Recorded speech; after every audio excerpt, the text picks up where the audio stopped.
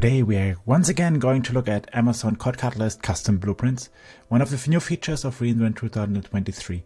And I'm very fortunate to have Alex, member of the CodeCatalyst team, back on to answer a lot of your questions that you have brought into my community. Alex, welcome to the show. Yeah, thank you for having me. I'm really excited to be here. I'm here to tell you a little bit about blueprints. I can talk about myself, and I'm excited to see what everyone builds. Yeah, and it's perfect to use this to answer questions that we have gotten from the community already around what custom blueprints are and how they work. So today we're gonna really take a deep dive on that. I know you. What the hell are you doing at AWS? So I work at AWS. I work for CodeCatalyst. I'm a senior engineer, directly working and responsible for the CodeCatalyst Blueprints team. I'm here to answer all your questions. I the one coding. You can find me on GitHub. You can contribute on GitHub. You can make fun of my pull requests. I'll take it all. Yeah, that's good. And to prove that, we can link your GitHub profile and the contributions to the SDK a little bit later in the show notes. And I think we're spoiling one of the questions that we wanted to answer today. So maybe let's get started with the first one. So what is Amazon CodeCatalyst?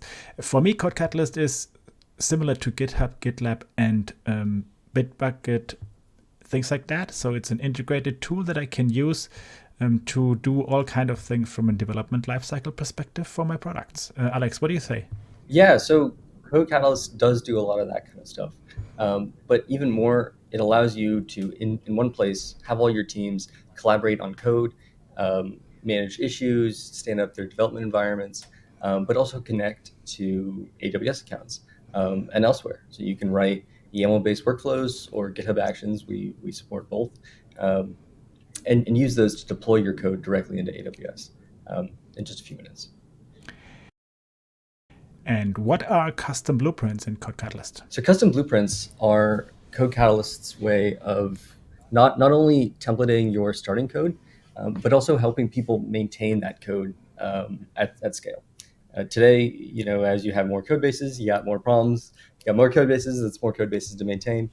With blueprints, if you're using blueprints to manage your code bases, updates to the blueprint actually propagate into all the code bases using them. So you can use a blueprint to get started, but as that blueprint changes, as your best practices change, you can mechanically make sure all of your rest of the code bases also stay up to date as well.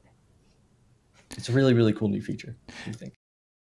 Which essentially answers the question what problem custom blueprints are solving. So my next question is, how are these different than just normal templates? So you can use custom blueprints as normal templates, actually, and that's totally fine. But the key differentiator here is when you use a template to get started with a project today, and you update the template, well, all of the projects you've created from that template are now out of date, right? Your best practices change, but they're not automatically picked up anywhere else. With blueprints, what you can do is when you update the template, when you update that blueprint, every single project that has been created from that or uses it gets an update for free. This also allows you to do some really interesting things like apply a blueprint to a project that was never created from a blueprint, right? So now you can get yourself and migrate your code bases and get them on the latest standards like that. And I would add to that also blueprints are not just source code templates. They can also be used to configure CodeCatalyst projects as a whole, which is kind of more than just templating a project. Exactly. You can use blueprints to configure your AWS account connections, your release workflows, your security pipelines, maybe even the issues you want to seed. Do things like manage secrets at scale, right? And critically, you can also use them to run enforcement. So you can tell which projects are using which version of the blueprint, which ones aren't. So it's really a very powerful platform tool that allows you to scale the maintenance of code. Another question that I got from the community was, I'm more active in the startup space. How does CodeCatalyst and custom blueprints in CodeCatalyst help in the startup space? What do you think? Right. So CodeCatalyst actually ships with, I think we're at 20 now or something like that, custom blueprints that are public. So these are blueprints actually built and maintained by AWS. And we come and allow you to stand up things like a single page web application or a full website, or a ETL pipeline, or whatever, right? We have a whole bunch of different best practices that we've shipped, and we can get started and deploy a modern 3-tier web application in about 30 seconds. And this is super, super helpful for startups because it allows you to accelerate the development. I actually use Blueprints for some of my personal work as well, to help me stand up. In this case, I think it was a Hugo static web tape. And so do I. Are blueprints, not just custom blueprints, but in general, create only, or do they update customer infrastructure as they are updated as well? We touched on that already, but maybe you can give a comprehensive answer on that one. Yeah. So this is the amazing thing. Blueprints actually aren't create only. You can use them to create your source code and things like that. But when the blueprint gets updated, those updates get propagated into all of the projects that are using it. And of course, this can be configured by authors, so it doesn't get annoying and things like that. But you can use blueprints to generate some sample code that will then never get updated, right? For example, maybe CSS files. You don't want to propagate updates to those. But what you can do is you can have blueprints, for example, that manage your release pipelines. And as there's a newer and greater technology, you can update the blueprint, and every single project gets an update from there. Practically, what this means is it's very, very, very simple to scale the best way of doing things, and your projects, in practice, start to converge very rapidly, and stay converged, which is quite a game changer for anyone who's worked in places that have large numbers of code bases. That's true. And to add on the question, do the blueprints update the infrastructure? The answer is no, right? Your workflows would be, and your deployment processes would be updating the infrastructure itself that you're deploying out of a project. Yep, that's correct. So you define your infrastructure via code, and you'd have your blueprint update the code base, which would then get redeployed, and now your infrastructure would be updated. Can you use several blueprints in a single project? If yes, how? Absolutely. So this is actually one of the key bits that I personally love about blueprints, is you can actually put multiple blueprints in the exact same project and have them have them manage different sections of the code base. They could even potentially manage overlapping sections of the code base. Blueprints expose a lot of functionality to make this easier. They expose a lot of functionality to understand what your existing code looks like, and what other blueprints in that code base also look like, so they can generate different things depending on what they are. It might make sense to take a step back here and say that blueprints actually are themselves code bases. So they are NPM projects that have access to all of the stuff already in your CodeCatalyst project. And as a result, they can be very smart about generating stuff in your project. So this allows you to do things like have your security team codify your security best practices, or have your release team codify your CI/CD pipelines, right, independently, and use them both in the exact same project. And then also have your CI/CD team run compliance that says, hey, everyone has adopted the best practices of here's how we release code, and also have your security team run compliance and say, hey, everyone is up to date with and compliant with these security standards. And this scales really, really, really, really well.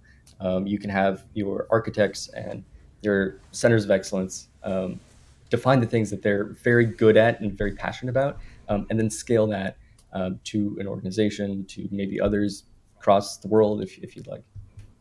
Cool. So why should I choose blueprints over using Progen directly? And what advantage do I get with blueprints compared to well-built Progen constructs? Yeah, so blueprints actually use Progen under the hood as the engine to power a lot of the things that it can do. And this has been a real game changer for us. We actually love Progen internally, but we understand that Progen's kind of complicated for people to pick up. If you have a well-built Progen construct, you can plug that into blueprints just directly. But blueprints can be built without knowing anything about Progen, knowing anything about what Progen is, or how it works. So it allows you to take the power of Progen, but not have to expose a lot of the complexities and bits and pieces to everyone, right? You don't have to force people to learn Progen to take advantage of all the features that Progen allows you to use. What's the simplest way to know how the UI looks like with the annotations used in Blueprints? So maybe is there integration into Visual Studio Code or into the dev environments where I can directly visualize the UI? Yeah. So for those who aren't familiar, blueprints are npm projects, right? They're actually TypeScript classes. And what's really, really, really cool about them is those classes take an options interface. So they say, hey, I want a string input and I want a number input. And depending on the things that you put in that options type, you actually generate a new UI in CodeCatalyst. It's a really, really cool piece of technology that I'm excited to share. Um, and what we can do is we can actually run a command that says, blueprint preview, and that'll boot up the blueprint in a preview mode directly in CodeCatalyst, so you can see how changes actually reflect. We have a fairly well documented system, but we support most TypeScript types. So anything you can express in a type, we can visualize. And the wizard does its best to try to respect it as much as possible.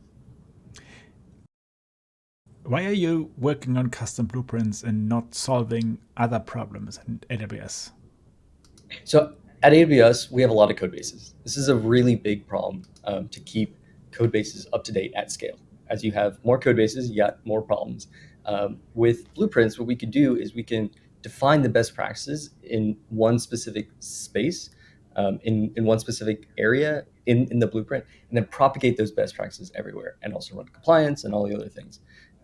Anyone who's worked in large companies understands the pain of software migrations and software migration campaigns. And AWS is not unique here, right? We have to deal with those kinds of things as well.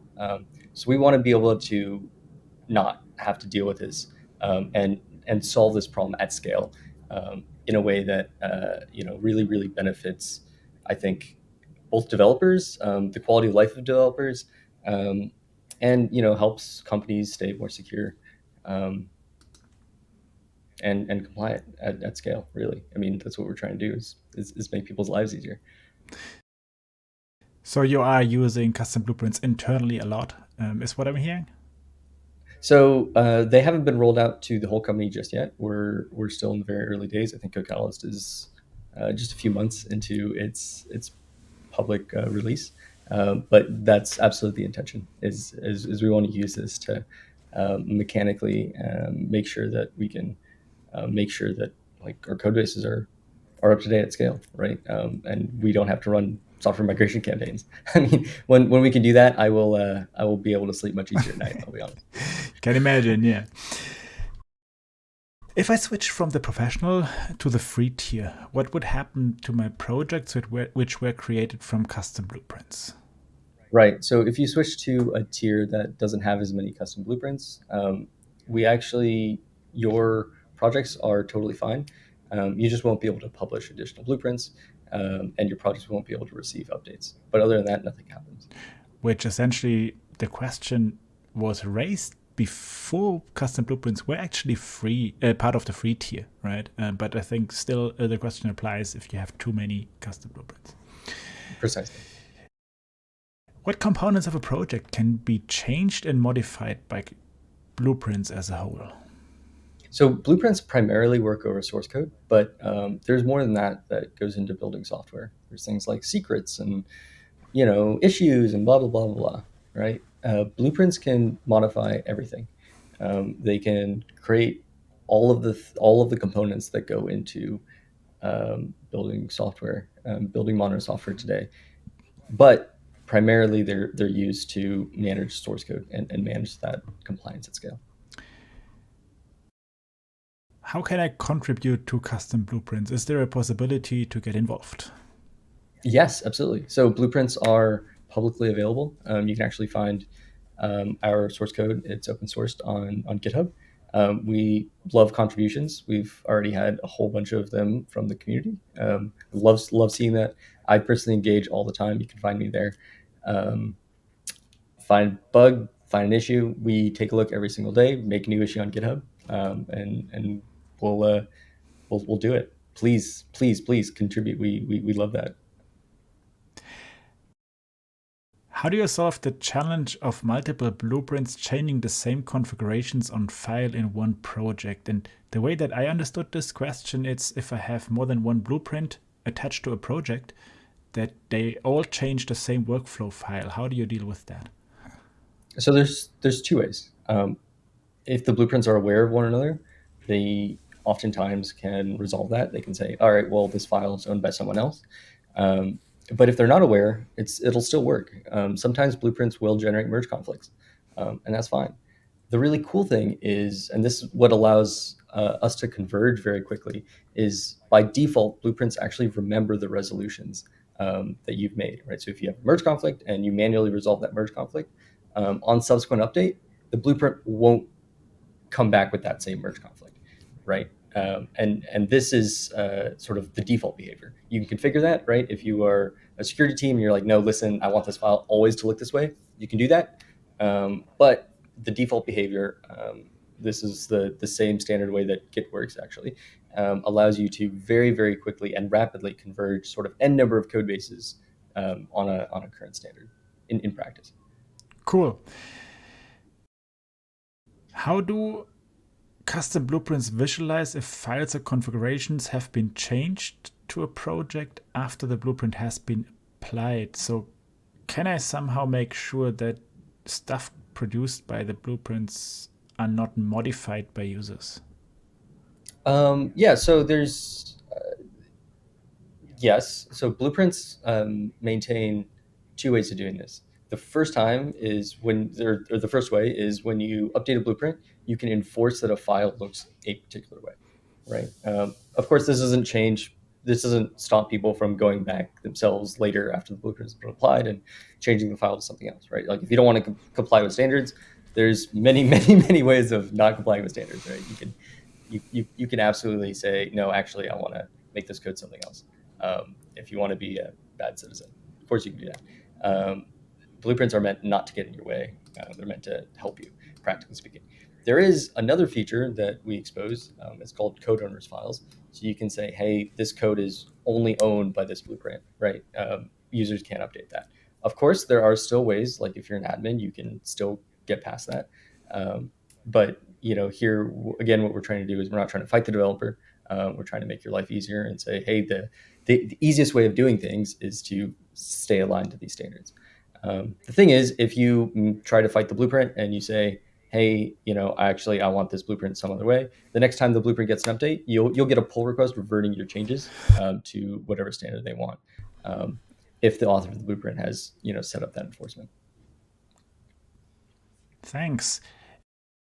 And the next one is, how do you use blueprints to manage internally published libraries or modules as well? So how does this kind of behave if you have multiple changes into internal libraries that you publish through blueprints?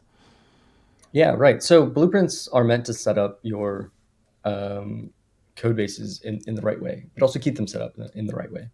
So for example, if you have an internal logging library and that logging library is on version 1, you define version 1 in the blueprint, you apply it to projects, fine, whatever, now I run the version 1. As soon as you update the blueprint, now depend on version 2. Every single project will receive a pull request updating them to version 2, so on and so forth. And this sort of scales on version 5, 7, 10, whatever, and allows you to it doesn't really matter how many internal modules you have. And even beyond that, you can use blueprints to manage a lot more than your dependencies. You can manage all the stuff that goes around the dependencies as well, if you'd like. Oh, this question is one that I stumbled across as well when I started writing blueprints. So how can I write asynchronous code in blueprints? Yeah, so what I've got here is I've actually got a blueprint. You'll notice that this is just an NPM package.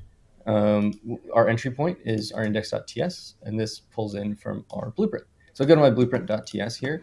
I have an interface, and I've got the actual blueprint class.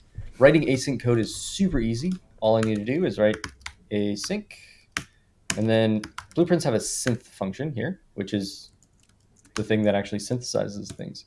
So I can do my async stuff here. All done. Thank you. That's all I need to do. how can I copy existing code into my blueprint? Yeah, so blueprints are just npm projects. They're little bits of code that generate code. As you can see here, I've got a demo blueprint up, and this is just an npm project. Got npm package.json, got everything. So entry point for every npm package is the index.ts. But specifically, this index.ts pulls from the blueprint.ts, and the blueprint has a blueprint class. Blueprint class takes some options. There you go. But how do I actually copy some code? How do I get this code generator to actually generate some code? It's super easy. What we've got here is we've got some static assets. These are just some static files, right? Maybe file ABC, file 123. What I can do is I can say, new source repo. I'll give it a blueprint and maybe a title. So I'll do title. My awesome repo. And then let's do repo.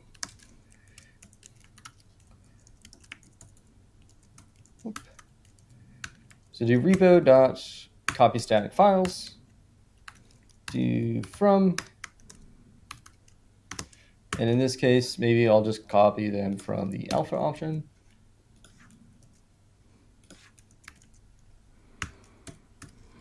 There you go. That's all I need to do. I can also do like two.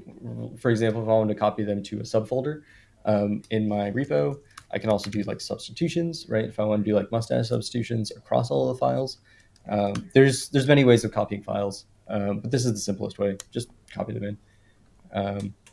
This allows you to do things like, imagine this was maybe your Java code, right? You can ask for, well, depending on option A or option B, you can copy in either Java or Python, something along those lines.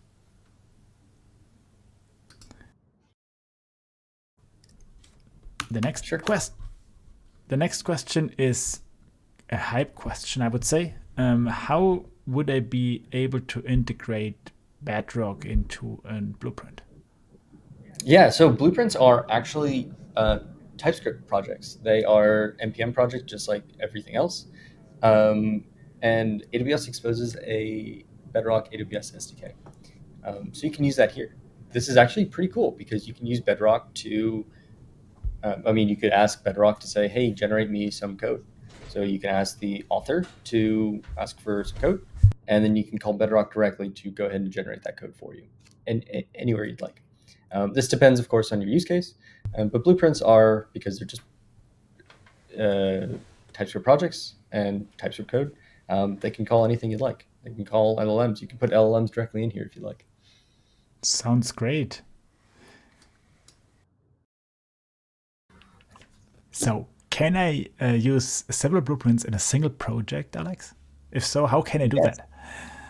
Yeah, absolutely. So here I am in my CodeCatalyst space. I've got a project called My Web Application. I went down here into the Blueprints tab, and I can see that this was created from a blueprint at some point in the past. Actually, just a minute ago. I'm going to actually go ahead and apply another blueprint to this code base. So I'm going to hit Apply Blueprint. Here in my space, I've actually also published a security scanning workflow. So imagine this is a blueprint published by an internal team that's responsible for security. So I'll hit Next here, and let's see what happens. Go ahead and select some of these options. Workshop role, yeah, that looks good. Cool. Now what this is going to do is this is going to interpret my existing code base and actually generate a security scan into my existing workspace. So let's see what we got here. So I can look at my project code, but actually let's look at what changed. Take a look at my workflow, and in my application deployment pipeline, I have now added a security scan. And what this does is this scans before then going ahead and releasing it. I can hit Apply Blueprint, and then I've got two blueprints in my space. Both managed independently of another. This looks pretty easy. Yep, that's all it takes. Thanks. I also have a video that showcases the usage of multiple blueprints in one project, and I'm going to link it here as well. Yeah. So you can see here my security scan workflow has now showed up, and I've got a pull request. All done. Thank you.